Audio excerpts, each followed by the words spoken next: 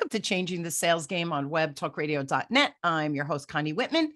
Of course, I'm thrilled that you're here today.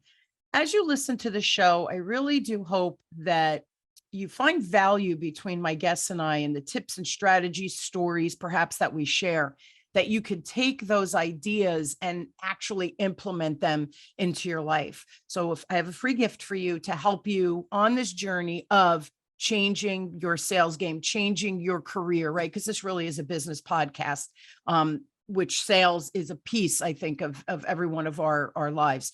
So go in the show notes, you'll see my free communication style assessment. That is my gift to you. You'll get 2 reports. One will spotlight your natural superpowers of how people perceive you when you communicate. And the flip side, you'll get a second report, which is your lowest style.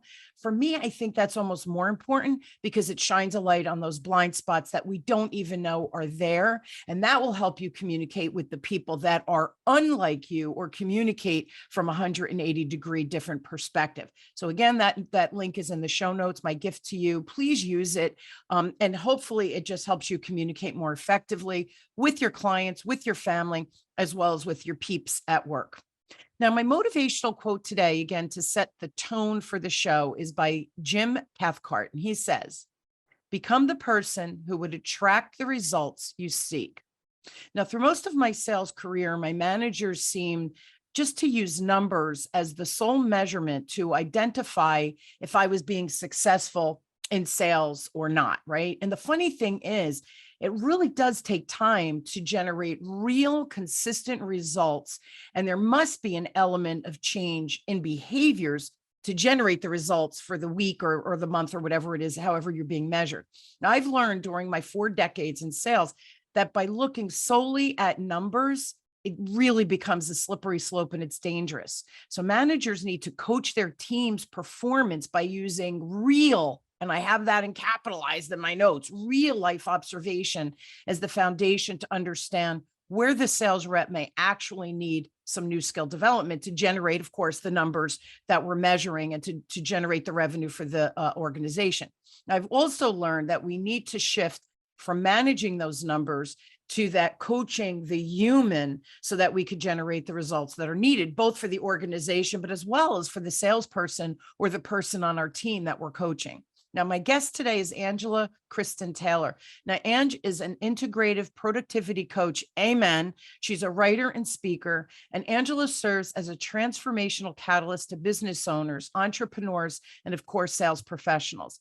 Angela's signature method, Productive Flow, integrates emotions, energy, time, and focus to help clients create natural, productive flow and achieve higher levels of success in business and actually, more importantly, in life. So please help me welcome Angela to the show. So thanks for being on, my friend. Thank you. Happy to be here. Yeah. So this is for me, Ange, it's such an important conversation because I see it over and over, right? I know one of my programs with my clients is I teach them how to coach their teams and what observation looks like, how they should observing, what they should be observing. And then what happens is they go back and we go back to those old habits, right? After the training, if I'm not coaching them further. And I see that they start saying, how many accounts did you open? How many phone calls did you make? And I'm not saying that's not important statistics, but we have to observe the behaviors because the behaviors will drive the numbers ultimately, right? So today's conversation is, I think, extremely timely on this topic because you talk about a sales matcher, which is different than a sales hunter. So this is kind of your lingo that you use in your business and with your clients. So let's start there. What is a sales matcher and how is it different than that hunter? Yeah. So I think, the first thing that we need to look at to understand this is that people who are in sales training are taught to look for and recruit the sales hunters as the people who are like out for the kill, right? And that's why everybody understands the sales hunter term, because that's something that we're taught as sales trainers to look for. And so all of the training and everything is about how to make the most number of calls, how to persuade the most amount of people, and how to get that sale and then move on to the next. And the matcher is really the opposite of that. And when you're a sales trainer, you're taught to focus on the top 20% because those are your hunters, and that the others are going to kind of cycle in and out. And like, don't worry about those people. They're the low producers. Don't focus on them. Focus on the top 20. Yeah. But the problem is that if you're only training to the top 20% and 80% of your sales force we're ignoring, then we're missing a huge opportunity, because a sales matcher has strengths that your sales hunters will never have. And so that's really what gets us into understanding who the sales matcher is that it's someone who is more focused on the person than the sale. They really want to create a match, and they believe in the product or service that they're selling so much. They believe it's going to change someone's life. They believe it's going to make such a huge, huge positive impact, and they want to be a small part of that. And so for them, the sale is about making that positive impact on someone. So it's not about how many calls I made or how many kills did I take down kind of thing. It's really focused on the person and building relationships and connecting and follow up and follow through after the sale. So your sales matchers are more likely to build personal relationships. They do take longer to make a sale, but then they build relationships. They'll have that same customer coming back over and over, and they generate more referrals. So when you train and motivate to that sales type, now you're motivating 80% of your sales force, and you're training and you're motivating them, you're inspiring them. And that's the key word, is to keep them inspired, because that's how they operate. As opposed to the sales hunters, they're just like, give me a phone and a list. I'm good. Like, they don't even need your training. They've got it. But the 80%, they need to be inspired, because they feel a true connection to what they're offering these people, and they want to connect to these people from a heart-centered place. This is fascinating. So 40 years ago, excuse me, 40 years ago, when I started and I was selling insurance, and my manager would scream at me every day because I would meet with the client, right? I'd make the appointment. I was very good at making the appointments, I think. So I'll just share a funny aside, Angela. Sure. Back in the 80s, women typically weren't selling insurance. So in my particular sales office, there were 43 men and me. So to give you an idea, it was weird and it was uncomfortable, but right, whatever. This is what I wanted to do with my life. So when I would get on the phone, people would make appointments. I think back then, because I had a female's voice, it was softer. It wasn't as pushy or appeared as pushy as an aggressive. So I was really good at getting the appointments. Cold calls, right? I mean, I was making cold calls. Well, fast forward, I would then go in and I would be me. So what does that mean? I would go and I would talk to the client. And I remember one of my first clients, and there's a point to the story, so bear with me as I go through.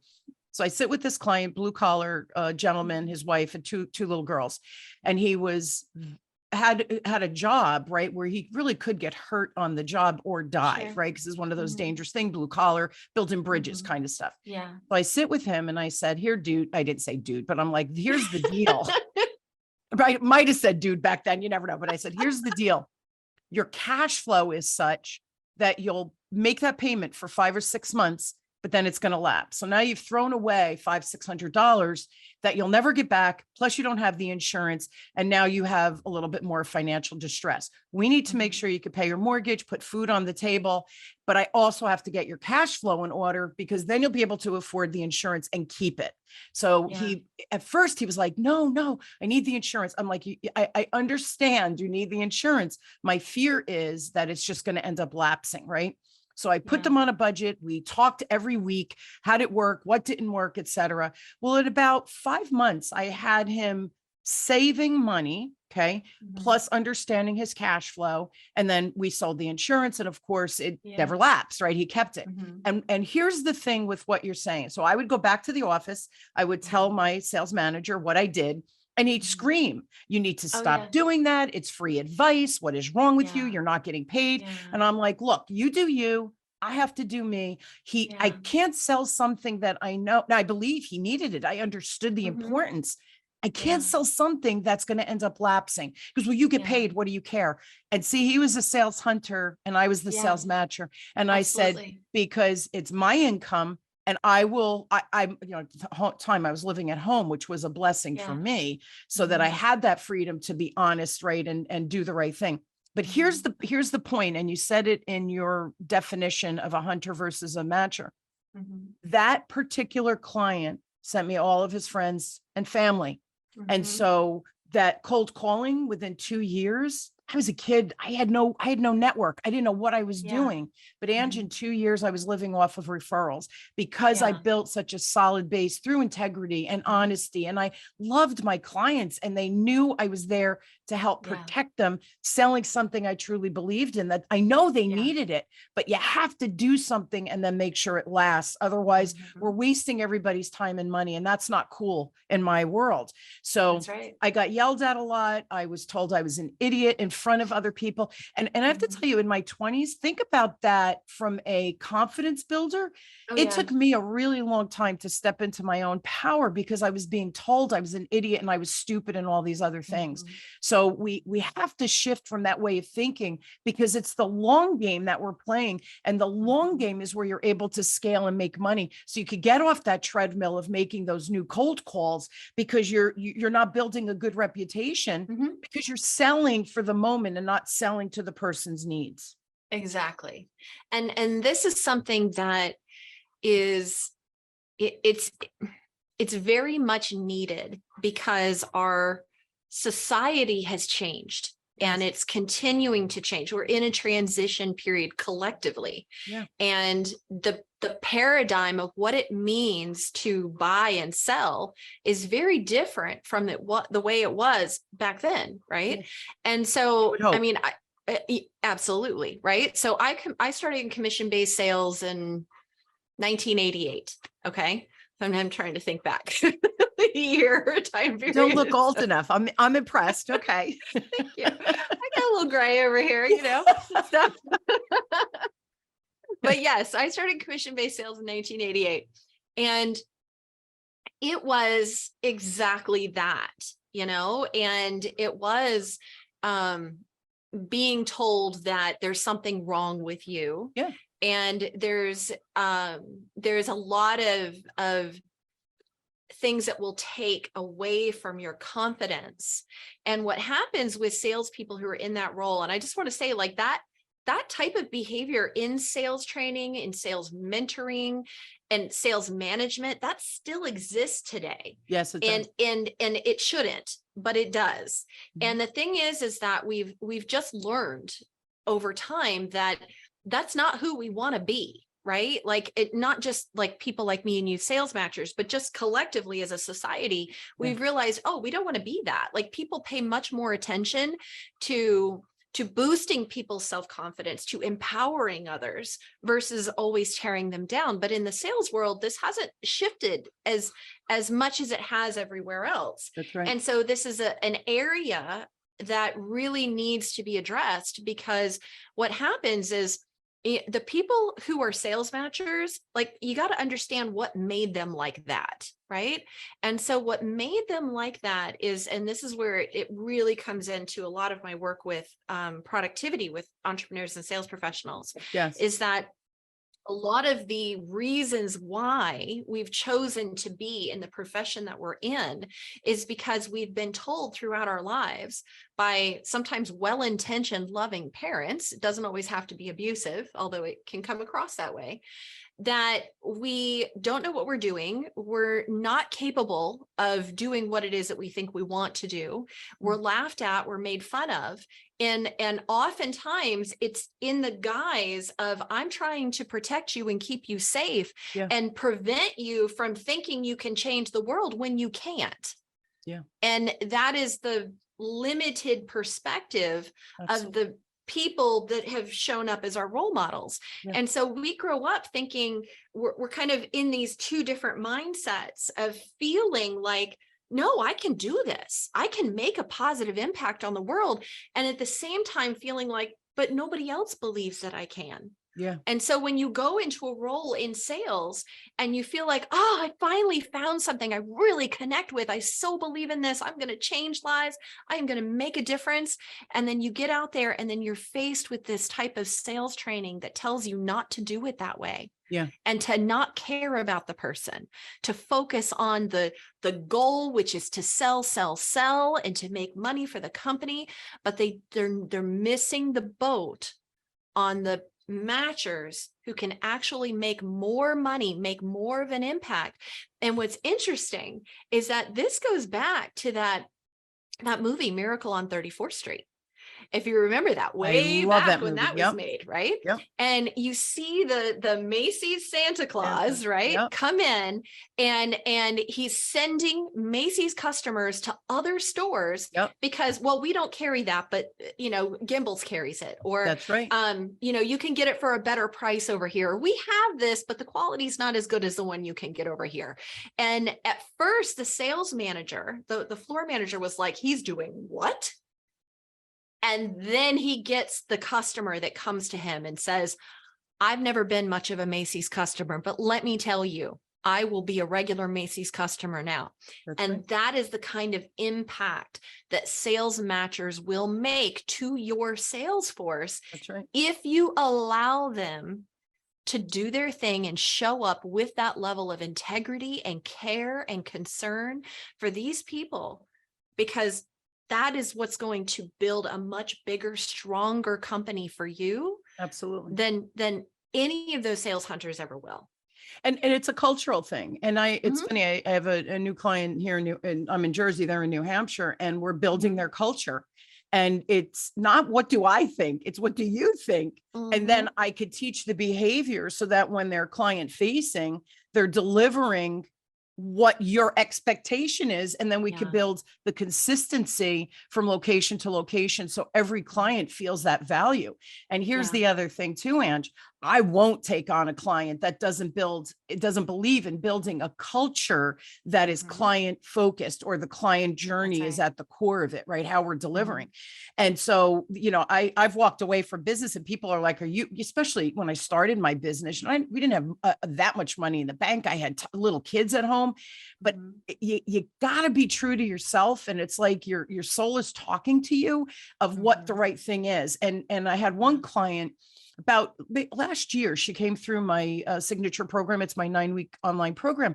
And the first day, it was like, she was so out of the cereal with me. And she said to me, I suck at sales. I hate sales. And there's no way you're going to change that. But I figured I could always get a refund. And I thought, well, okay, the gauntlet has been dropped and the ball is in my court. And so I teased her. I said, I accept the challenge. Well, within 3 weeks, Ange, and then she shared with me, because of course someone says that, there's a lot going on behind that, those emotions, right? They were pretty strong emotions.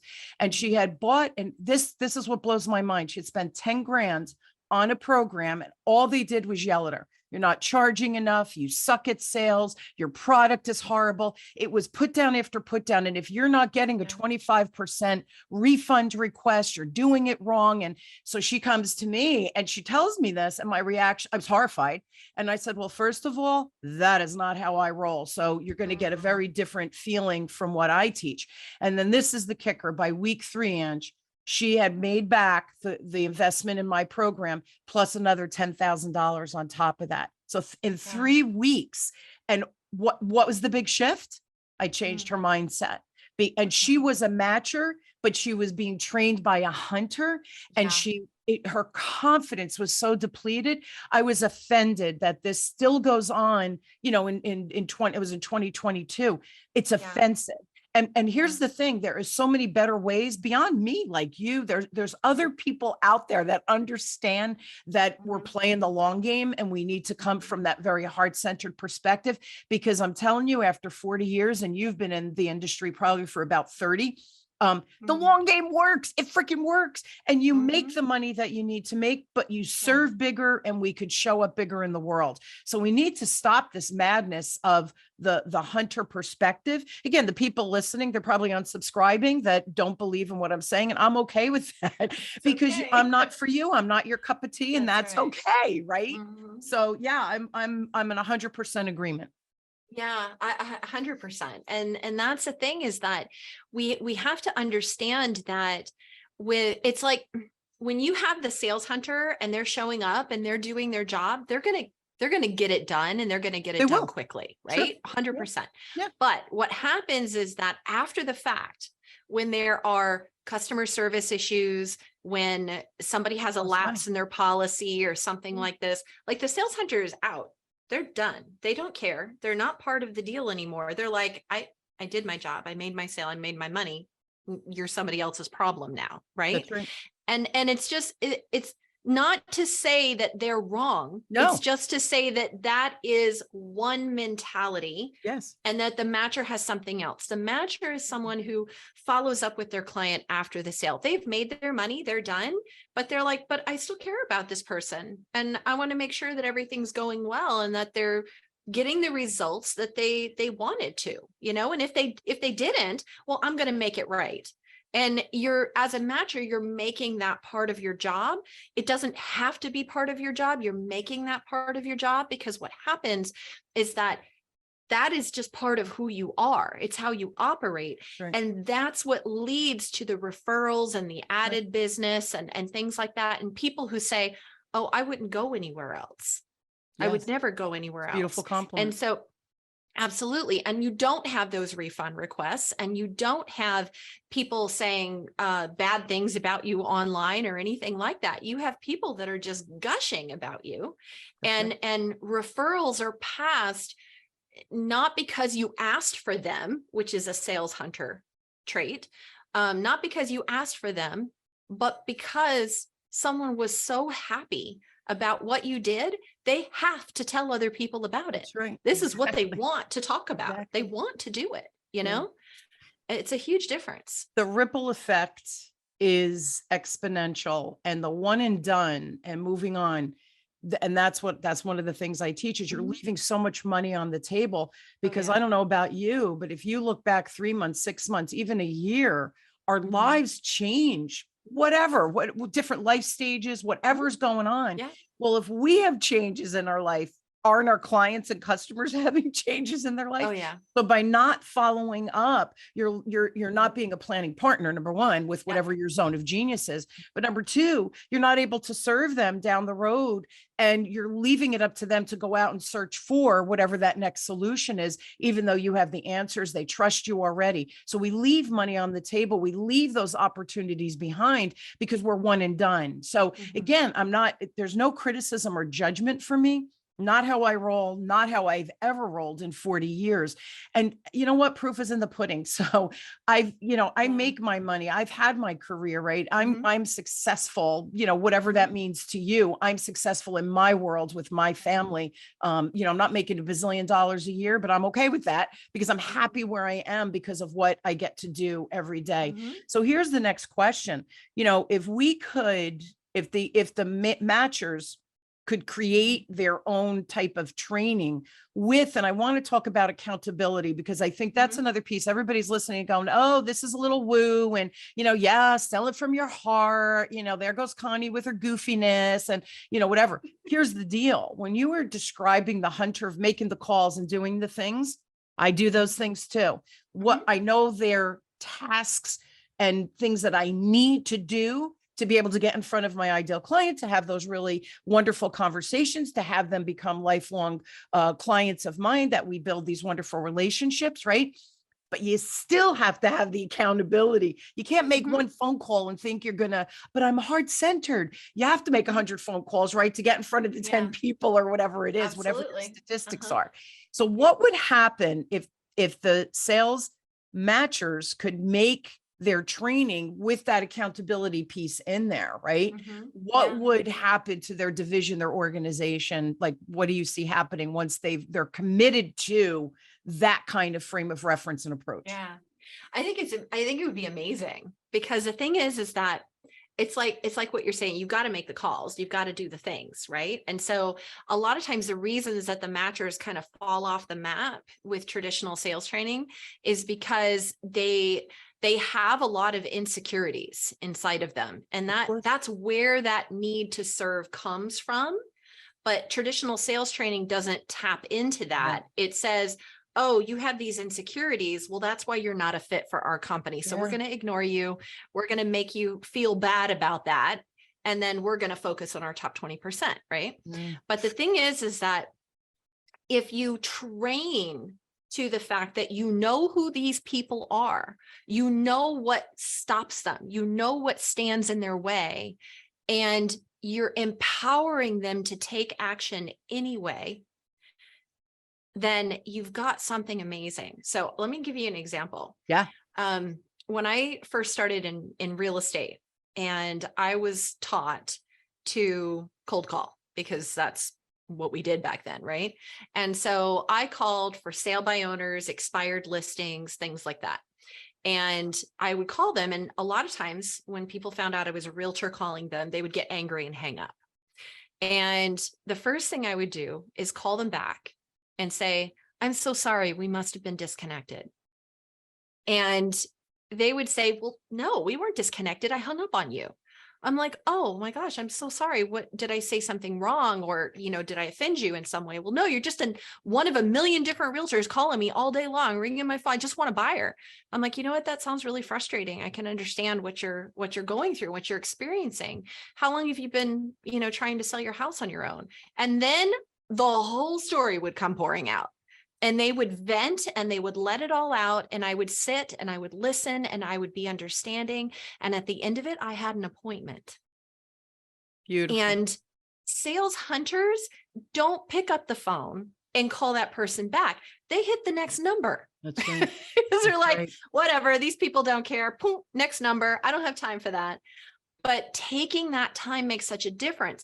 But the problem is that most of your sales matchers won't do that either, because they are so put off by the fact this person just yelled at me. Yeah. I feel like I'm withdrawing into my shell right now, and I don't know what to do about that. What happens is the focus is primarily on themselves. I feel hurt. I feel down. I feel triggered and traumatized by what just happened, and these people yelled at me and hung up on me. But if we turn that focus around to focus on what is that other person going through, Absolutely. that's a natural turn for them. Right. They are so quick to make that turn when you just direct their focus, because they want to be there. They don't want to be focused on triggers and traumas. They want to be focused on, how do I give to this other person? And so when you just tweak it like that, then they're able to turn that very naturally, very easily, and they can very confidently pick up that phone again and call that person back and have that deeper level conversation with them and make the positive impact that they want to make.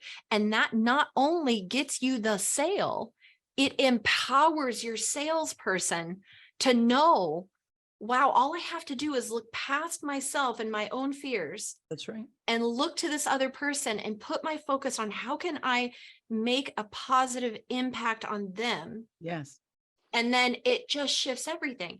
And so accountability and motivation, it becomes things like, instead of how many calls did you make, how many people did you make an impact on today? Yeah. It's just languaging. It's Right. just tweaking it just a little bit.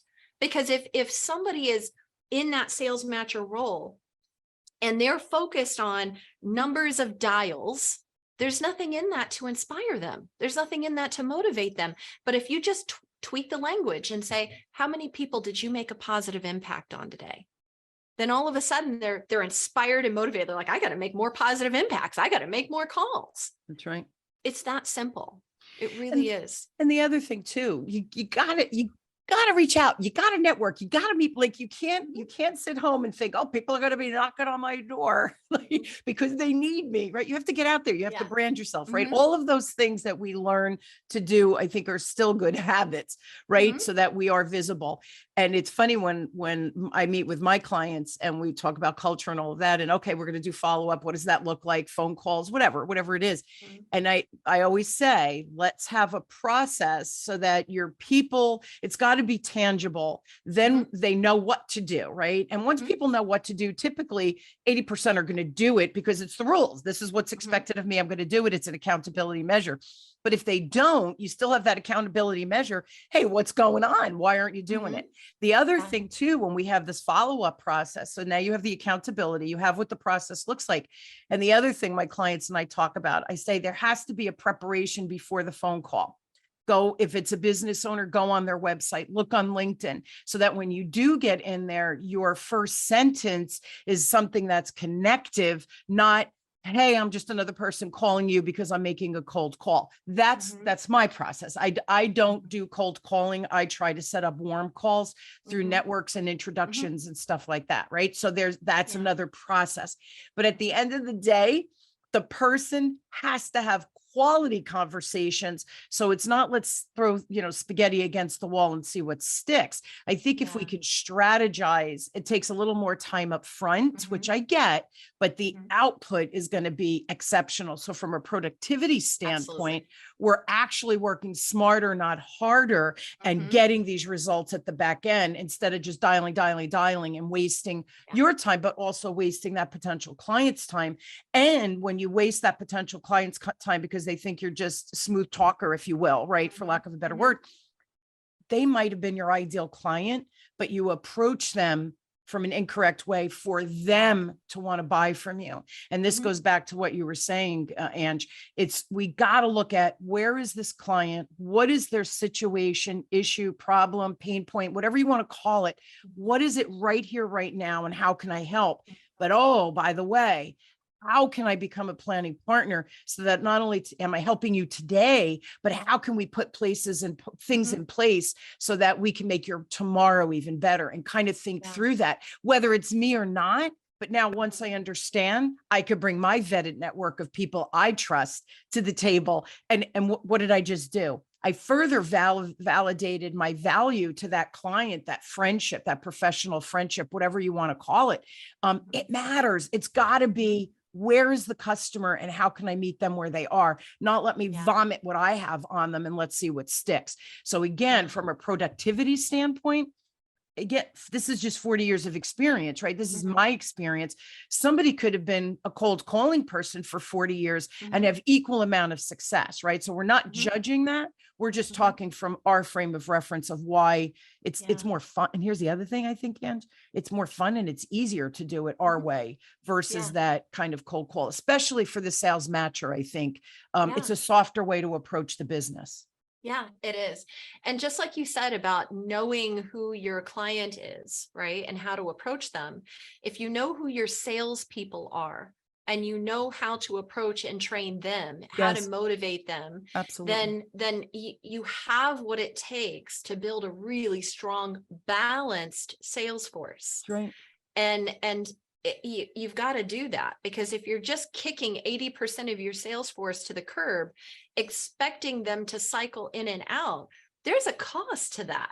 There is. And it's not just your cost in sales, it's your cost in constantly onboarding and training and recruiting and all of that, just in your hopes to get more sales hunters. And then people are coming on board saying, oh yeah, I'm a sales hunter. I can do it. And they get on board and they turn out to be a matcher. And then they think every time, this company is going to be different. This company is not going to yell at me. This company won't be a toxic environment for me. And then what happens is, because the sales training is no different everywhere they go, it's the same experience. So they keep cycling, and just barely making their minimums. And that's just a really sad place to be. And it's just knowing your salesperson, training and motivating to that personality type, and understanding that there's two different types of salespeople. And that's all there is to it. And when you coach, your coaching is going to be different for those two types, right? And that's my communication style assessment.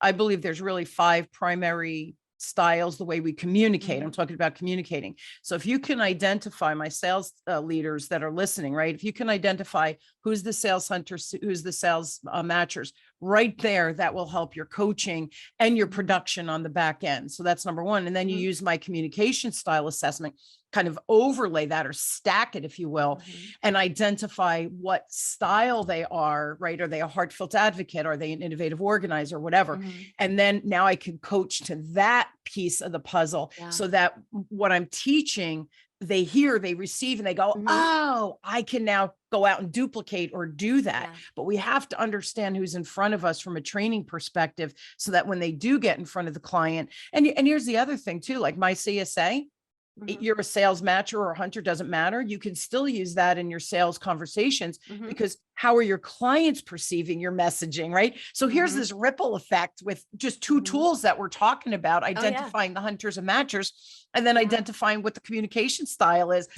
Bam, you've just increased productivity by just taking those two little pieces of the puzzle. It's so Absolutely. fascinating, the ripple effect, that whenever we have these conversations on the show, that it's beyond what we're talking about. There's Mhm. all of these ancillary kind of ripples that come Yeah. from the core idea or context of our conversation. So I just love this. We're out of time. Listen, people, you need her, right? You need Ange in your life. So go to her website, which is AngelaKristenTaylor.com. I promise I'll put that in the show notes. If you have a question specific, you're a team leader, you have a question for Ange about this difference between the matcher and the hunter, her email is ak@AngelaKristenTaylor.com. And you do have a free productivity breakthrough session. Can you tell I everybody what do. that is? Yeah. So basically, my approach to productivity is integrative, like you said at the beginning, and it's emotion, energy, time, and focus. And it's understanding what experiences have created blocks Mm, in our ability to actually go after the things that we want, to actually wow. take the daily actions and Mhm. be productive, efficient, and organized to actually get there. So it's designed for people who are dealing with stress, chaos, overwhelm, being burnt out, and they feel like they're just spinning their wheels and nothing is really happening. Yeah. Then the productivity breakthrough session is a really great way to get to the bottom of that. And so I have a big form on it. You fill out the form. It asks you all kinds of questions about your life and your business and your background. And if you fill that out fully and completely, then what that does is it gives me the picture that I need to see to get right to the root of what's going on. Nice. And so it's a 30-minute appointment with me, but I can usually get to that breakthrough moment within the first 5 minutes Nice. if you've done your job on the form. Yeah. So I see the picture, I can go right into it and tell you exactly what's going on. And people are like, oh my God, that's been right in front of my face my whole life and I never realized it. And then we spend the rest of that time on the call giving them a solution for how to move forward from there. Yeah. And you said it, the forest from the trees. I had a conversation with a colleague yesterday, and I don't know, I said something and he said, oh, and then what he built on it. And I looked at him and I go, oh, wow, was I in the weeds on that? I didn't even see the forest. Yeah. So it's sometimes just having that conversation. And the other Mhm. thing you said, I even take forms as well. And if they don't give me enough information, then you get Mhm. on these calls, these, discovery, or I call them helpful calls, right? Because I want to help Mhm. them, whether they buy from me or Mhm. not is irrelevant. Yeah, But if you don't exactly. give me enough information up front, then I'm wasting time asking you the Mhm. questions. Yeah. Whereas the intake form is critical. So Mhm. if you just kind of go through and do it quickly and it's, not really relevant information you're sharing, the discovery call is not going to really be helpful. Mhm. So put the time Absolutely. in. It's worth, again, it's the quality versus the quantity. Put the Mhm. quality in, and the conversation with you can really be life changing, right? Absolutely. Absolutely. Yeah. Thank Yeah. you for that. I'm so honored that you're offering that to my No. folks. So thank you. I Yeah. love it. Thank you, Connie. Yeah, I think Appreciate it. everybody should take advantage of that personally. Mm. But again, Ange, thanks for being on, and just great conversation. We're just made from the same mold. We are. Again, no judgment, no judgment on other people's processes. We're just kind of in line with philosophically how we approach Yeah. sales. So thank you so much Yeah. for being on, and just a great Yeah. conversation. I loved it. Thank you. Likewise. Yeah, thank you. And I hope you will join me weekly as we question, build, and discover together, no matter where you are on your sales, your career, whatever it is. I hope Angela and I shared stories or ideas or tips that, or just gave you something to percolate on, to say, oh, wait a minute, I am a matcher. I've been doing it. I've been taking the road uphill instead of the road downhill. So if you had those aha moments, that thrills me and makes me so excited. Again, I'm going to end on this note. Information's a beautiful thing. If you do nothing with it, simply information. Once we start applying it, take one little baby step, and watch the magic that happens on the back end. Angela, thank you again for coming on, and thank you for joining me on Changing the Sales Game with me, your host, Connie Whitman, on webtalkradio.net. I truly wish you an inspired week filled with change that you can be in control of. How about that for this week's objective? I love you all. Thanks for tuning in, and I hope I see you next week. Have a great one.